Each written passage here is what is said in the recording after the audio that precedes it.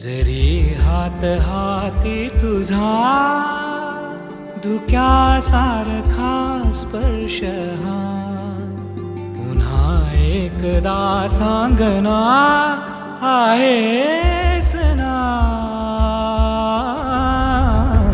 कधी शारदा तू कधी लक्ष्मी तू कधी भाविनी वा कधी रागिणी सहस्रावधी सूर्य सुखतात जेथे स्वयंभूवशी दिव्य सौदामिनी.